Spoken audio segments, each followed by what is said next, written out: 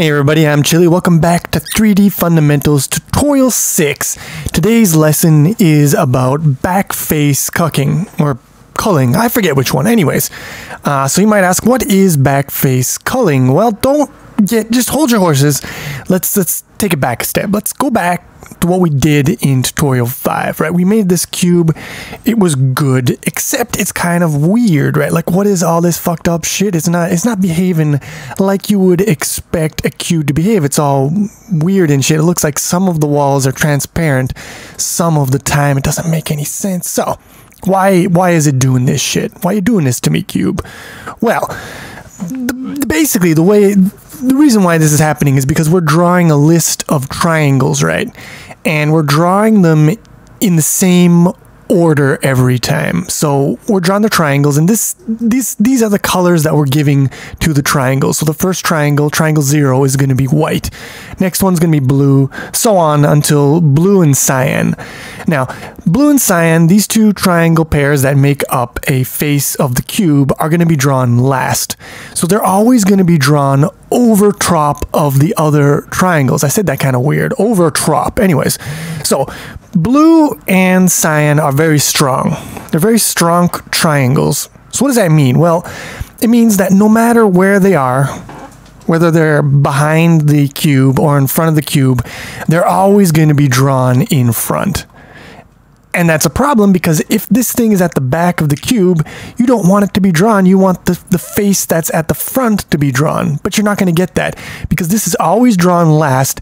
It's always going to be drawn over top of the other shit. And so the shit that's behind it is going to look sort of transparent. It's going to be weird.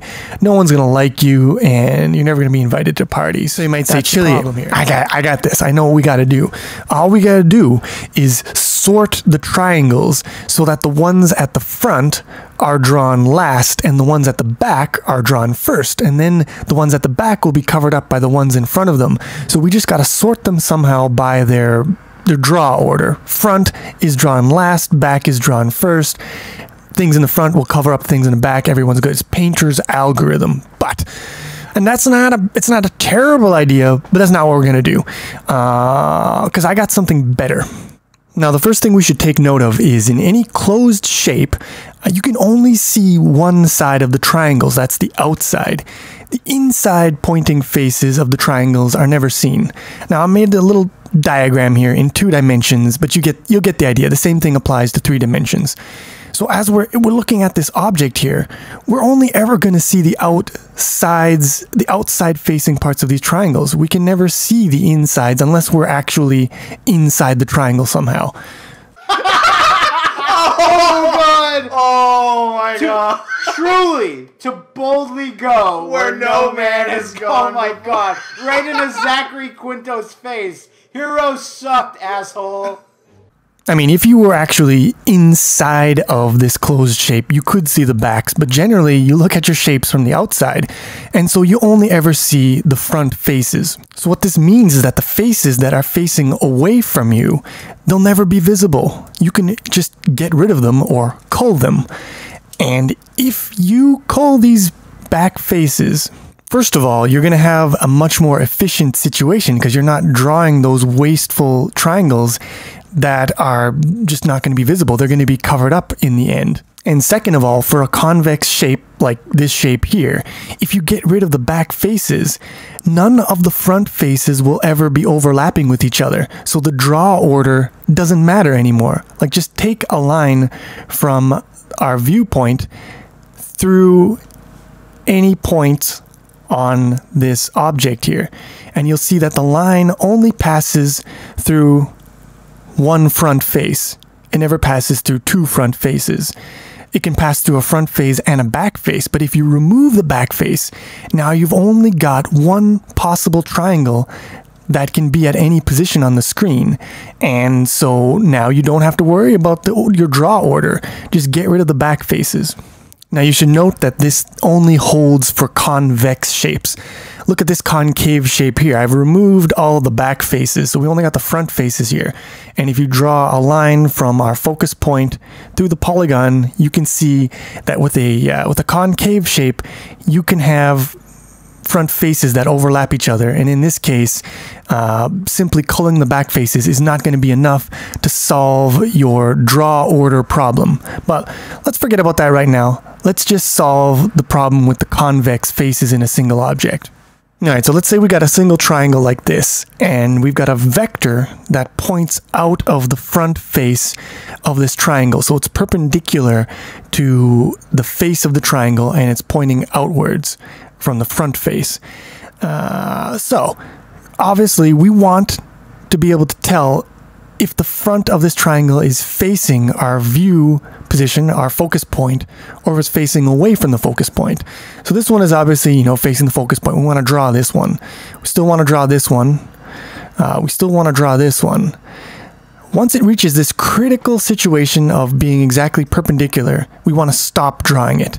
And we don't want to draw it like this. We don't want to draw it like this. Don't want to draw it like this, and then when it reaches this, we want to keep drawing it. So how do we determine that? Well, the naive solution would be we've got a vector pointing towards our view position here. So this is the origin 0, 0. So this vector, if this is the z direction, the z-axis, so let's say this is positive z. So if the vector here, if the z of this vector is, the z component is negative, then that looks like we are facing towards the view position, towards the camera, whatever you want to fucking call it. And as soon as the z is non-negative, so this would be a z component of 0, then it's going to be facing either perpendicular to the camera or away from the camera. So cull all the triangles whose face normal has a z which is not negative. That would be the rule. And that seems to work, but let's take a look at a situation right now. Let's move this guy over here. All right. So now we've got a dude, and the z component of his face normal is negative. It's still negative, right? Do we cull this? We should be culling this because, I mean, look at it this way. Let's draw a line from the focus point to this surface, anywhere on the surface. You see, we're touching the back side. We're approaching it from the back side. So that means that this guy is facing back. So the rule of just the z component of the face normal must be negative, that's not good enough. That only works if the thing is right in front of the camera. So we've got to take into account the position of the triangle in space relative to the camera, not just the orientation of its face. So here's what we do. We get a vector from the focal point to any point on the triangle. And now what we want to do is we want to check to see if this viewing vector is pointing in the same direction as the face normal here. So if it's pointing in the same direction as the face normal, we're looking at the triangle from the back. But if it's pointing, let's just try this here. If it's pointing in the opposite direction as the face normal, we're looking at that fucker from the front. So how do we do that? Well, that's very simple, right? All we got to do is take the dot product of the face normal and the viewing vector. So if we check this guy out, we'll just move this the origin. We see that if we dot product this guy with this guy, the result is going to be negative because they're pointing in different directions. Whereas if we dot product this guy and this guy, the result is going to be positive because they're moving generally in the same direction or not opposite. So the end result, the moral of the story is you take the dot product of the view vector from the focal point to a point on the triangle, dot product of that vector and the face normal. And if that result is negative, then we can see the triangle. If it's 0 or positive, then that means that the triangle must be invisible. We're looking at it from the back. We should cull it. Don't process it any further. So writing that out in vector notation, that's just any point on the triangle, just say V0, for example, minus the focal point, and dot product of that with the face normal. And if that's greater than or equal to 0, cull that fucker. And because our focal point in our system right now is just at the origin, that reduces down to just V0 dot N. So now only one question remains. For our triangles, we know the vertices v0, v1, v2, but we don't have information on this normal vector, this face normal. So I guess the question now is, how do we calculate the face normal of a triangle given its 3 vertices? And the answer to that question is we use something called the cross product. And in a lot of ways, that's actually the real topic of today's video, is what the fuck is the cross product and how do we use it? Now, I'm not going to show you the mathematical derivation of the cross product here because I don't think it'll be super useful in enabling you to use the cross product effectively. What's more important is that you have an intuitive understanding of what it represents, and even more importantly, how to visualize the cross product. Given 2 vectors, how do you visualize the result? Now, the cross product and the dot product, they have some similarities and some differences. So let's take a look quick at the dot product once more. As you know, as you should know, the dot product, you multiply 2 vectors together and you get a scalar, and you do that by multiplying together the components of the 2 vectors and then adding all those results up together. Visually, it gives you something like this. Like if one of the vectors is a unit vector, if the length of it is 1, it's very easy to visualize. It's just the other vector, it's the amount of that vector in the direction of the first vector. So it is the amount of A that is going in the direction of U, for example, and that'll be this length here. And the general formula is going to be the length of A times the length of B times the cos of the angle between them. So longer vectors will give a larger result, and the more the vectors are pointing in the same direction will also give a larger result.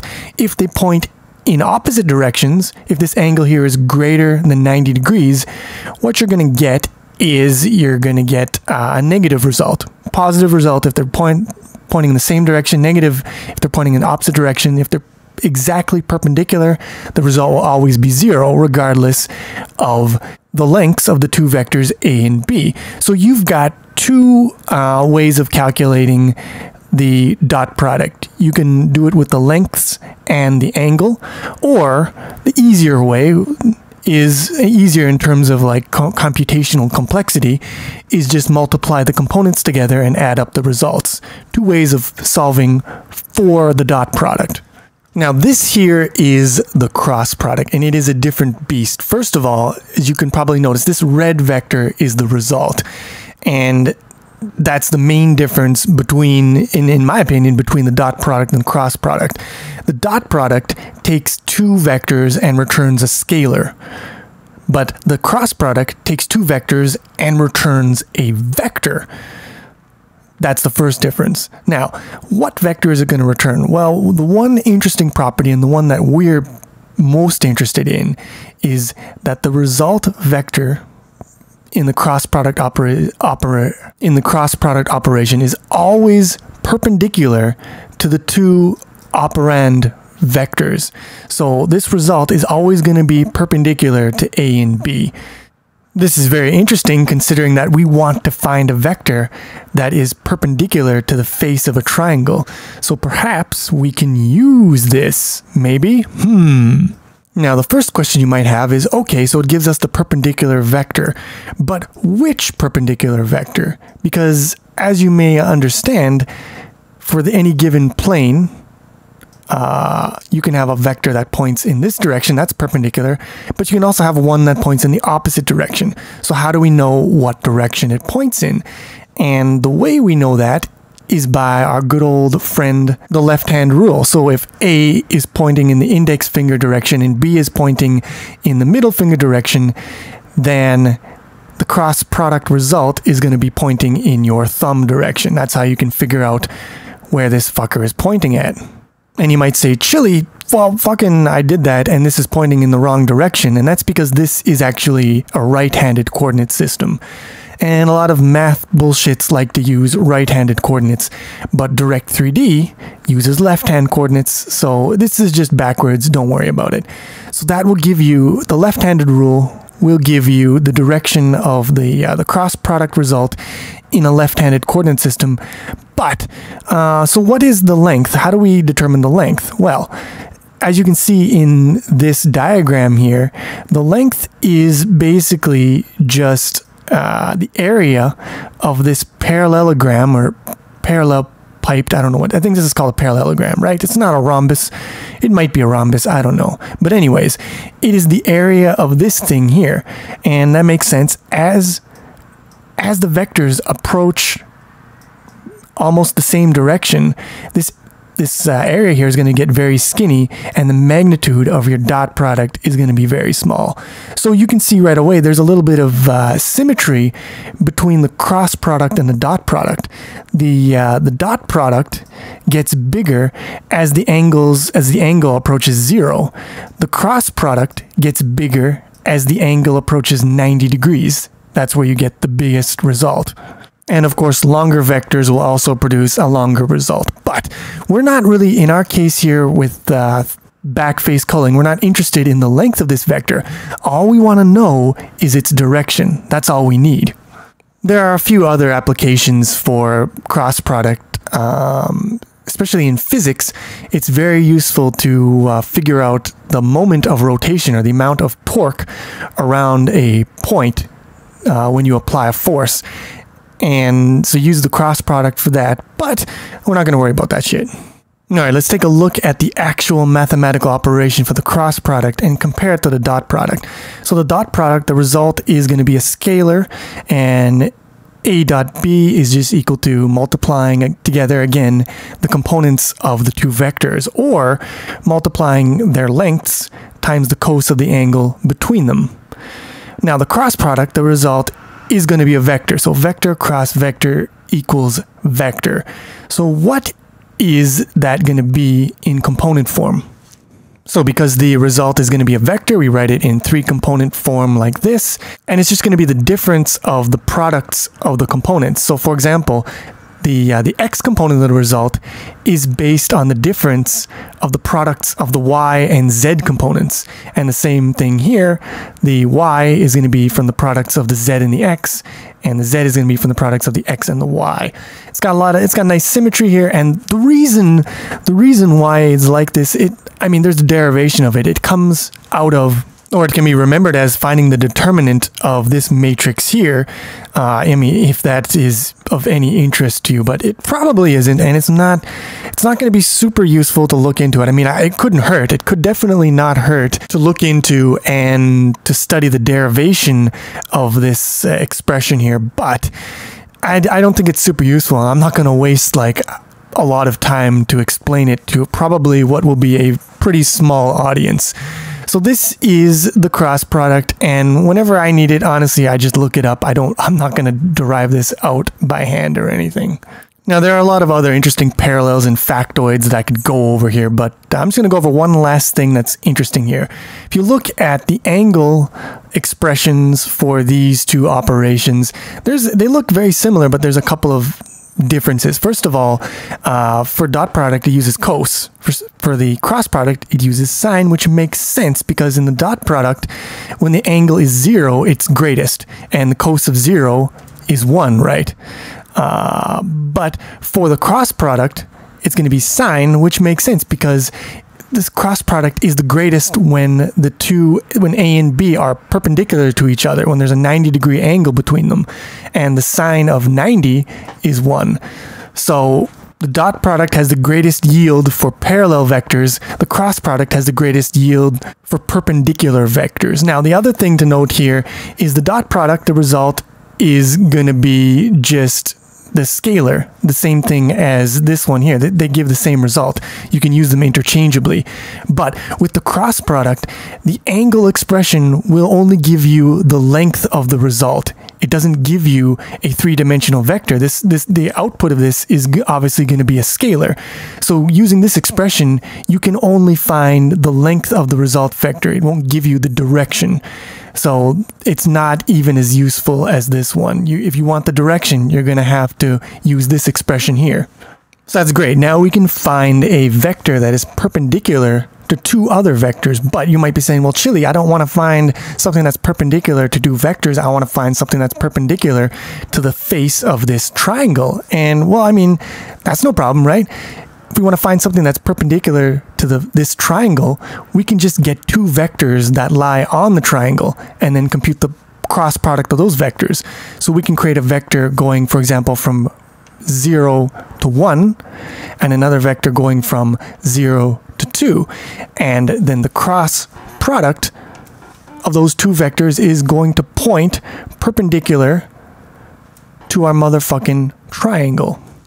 And if we write that in vector notation, that's just v1 minus v0 cross v2 minus v0, and that will give us our face normal vector. Now, one last thing to note, I'm calling this normal vector. It's the perpendicular vector to the face of the triangle, but it's not, this isn't actually a true normal. It's not normalized. If we wanted to normalize it, we would have to then do like n hat is equal to n over the length of n, right? But it doesn't matter. The length of this normal vector doesn't actually play a role in what we're trying to do. It doesn't matter as long, all we're interested in is the direction at this point for backface culling. So even though I'm calling it a normal, it's not normalized. So don't get mixed up about that. But we'll probably be normalizing it later on, not right now. So here are the first two commits that I made. Cross product added to vec3. So let's view that, and we'll go here. And all I added was I added a cross product operation. I did something a little dumb here, and you might say, Chili, this is stupid, but I don't care. I like it, and I'm going to do it. And this is, I overload the modulo operator for cross product, because with this font, it kind of, if you squint really hard, it kind of looks like a cross, and I like that. And since I made dot product an operator here, I might as well make, well, that's not the dot product, but you get the idea. I might as well make the cross product also an operator. At least that's the way I like it. It's kind of dumb because it kind of breaks expectations. If you think of this as the modulus, then it doesn't make any goddamn sense.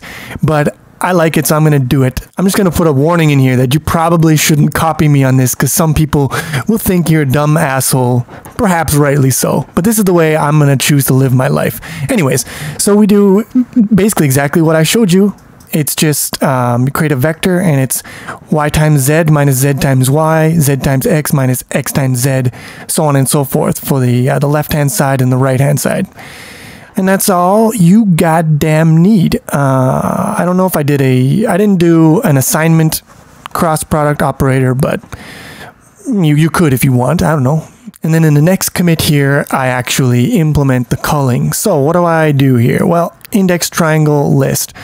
What am I doing here?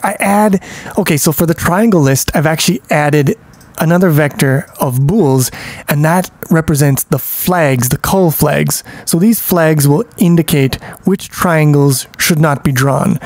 And then when I create a triangle list and I initialize it, I'm just gonna copy the vertices and the indices, and I do a little test here to make sure, a little sanity check to make sure that the numbers of the vertices and the indices make sense. And I initialize the cull flags to be the size of flags that we need, which is the number of indices divided by 3, because there's 3 indices per triangle. Then in game.cpp, I do the normal thing. I build my rotation matrix here. I transform my triangles from model space into world space, and then, which is also view space, by the way. And then I do my backface culling test. So what I'm going to do is I create some references to the 3 vertices of the triangle to make the code a little cleaner. And here I calculate the normal, the non-normalized normal that points out of the front of the triangle face by doing my, subtraction and cross product bullshit. Then I dot product that normal with the just a point on the triangle, which is going to be our view vector from the focal point to the triangle. And if that is greater than 0, then that means that we should cull the triangle. So here I'm actually not culling triangles that are exactly perpendicular. Maybe that isn't a good idea. Probably should have made this a greater than or equals, but whatever, it doesn't matter. It's not a big deal either way. Then what we're going to do is Then we transform to screen space. So this is important. You don't want to do you can't do your backface culling test after you've transformed to screen space, because you're going to do the Z divide. You're going to mess everything up. All the geometry is going to be messed up by the perspective divide. So definitely backface culling. Then you do your screen transform, your perspective divide, and your screen transform. And then we draw the triangles, which is basically as before, except now we're checking the cull flags and we're only drawing if the cull flags are false. I also changed this loop up a little bit. So before I was working with iterators and then using distance to get the index into the colors array. Now, because there's so many different arrays that we're working with now with the cull flags, now I just start off with indices and then I index into all the different bullshits. There's only so much iterator insanity that I'm willing to deal with, and I reach my tipping point right here. And if we build and run that shit, we get a very nice cube here. No weird bullshits, trans-dimensional peeking through the frickin' faces of the cube. It's all good now, and the reason for that is, of course, that the backwards faces aren't being drawn at all, and the front faces can't overlap each other because this is a convex shape. Alright, one very important thing that we gotta talk about here, and that is the order of our vertices. So we got here this triangle here, and if we're gonna calculate the face normal, the front face, we do 1 minus 0 cross 2 minus 0. Get these two vectors, cross them together, and this is going to point out of the triangle like this. What if we switch up the order of these vertices? So now this is going to be 1 minus 0. This is going to be 2 minus 0. Well, if you do your left-hand rule, if you put your index finger pointing in this direction, and you put your middle finger pointing in this direction, you're going to see that your thumb is now pointing in the opposite direction as it was in this situation here. So depending on the order of your vertices, your front faces are going to become back faces and vice versa. That's going to fuck your shit up. You're going to have invisible triangles.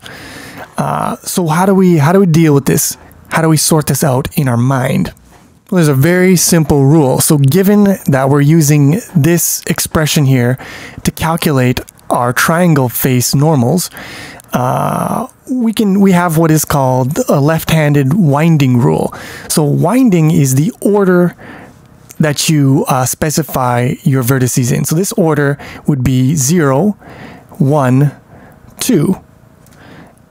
And what we do is we use the left-handed rule to determine where the face normal is going to be pointing, given a winding. And it's the same rule as the left-hand rule for rotation. You curl your fingers in the winding direction of the vertices, and your thumb is going to point out in the same direction as the front face of the triangle. So here, you're winding like this, your thumb is going to point out of the screen. Here, you're winding like this, so your thumb is going to point into the screen. And that was the rule that I used when I specified the order of the vertices for the get triangles function here. I just looked at the diagram, that's this diagram here, and I used the left-hand rule to visualize what order I should put these vertices in. So 0, 2, 1, 0, 2, 1.